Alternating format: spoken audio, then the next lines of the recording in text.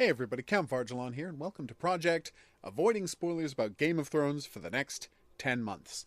I'm going to have to come up with a better title for that at some point. Here's the idea. I love Game of Thrones, huge Game of Thrones fan.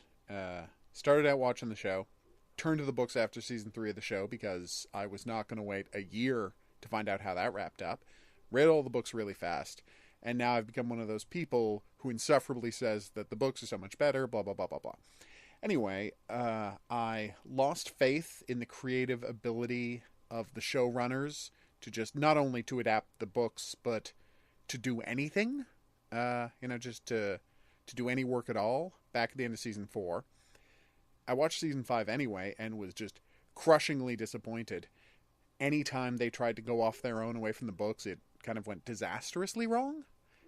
From the entire Dorne storyline to Hard Home to the hilariousness of their reveal of Robert Strong. Oh, there's no subtlety there, folks. There's no subtlety there at all. So, point being, long story short, I want to go into book 6, which I've already, like a lot of fans, read the first 100 available pages of, knowing as little as possible. That doesn't stop me from watching literally hundreds of Game of Thrones fan theory videos. Point is, when I actually start reading book 6, other than the stuff I've already read, I want to know that for the most part this is new material. And while the books have gotten quite divergent from the TV show, I feel like the TV show is still going to be drawing plot points from the books, and I'd like to find out as few of those as possible. Here's my plan.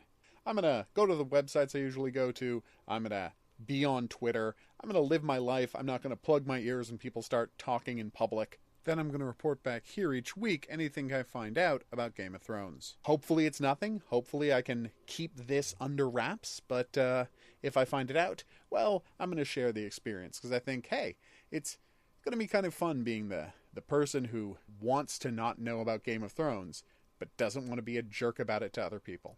Yeah, that's not a catchy title either, is it? Anyway, so here's what I know so far. The only spoiler I know about episode 1 is that they just called a mulligan on the whole Dorne storyline, killed everybody off, and threw the whole thing away, which to me seems like a disastrously bad decision.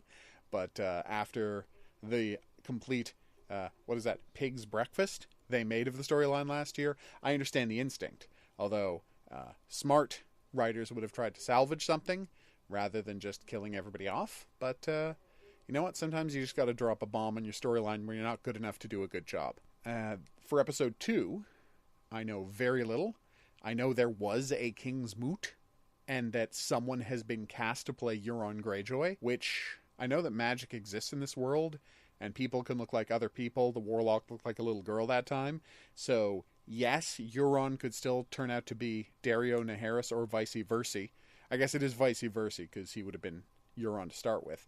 But that's my favorite fan theory, and I'm kind of sad that it's not going to turn out to be true, because it's different actors being cast. So unless it's a really elaborate con that the showrunners are playing on us, which, come on, how could they be? That one's not going to turn out to be true. And according to this tweet from the woman who plays Melisandre, it looks like Jon Snow is back. I mean, what else could that possibly mean? We were all sad when he got stabbed at the end of Dance of Dragons, but I don't know anyone who thought he was going to stay dead, so I think Jon Snow's back. But other than that, I'm completely spoiler-free. So keeping my fingers crossed that we can keep it that way. Spoiler-free in week 3, people. Count Vargelon signing off with a quick Team Stannis for life. I know that he's dead on the show. He's not dead in the books yet, and until he is, Team Stannis for life.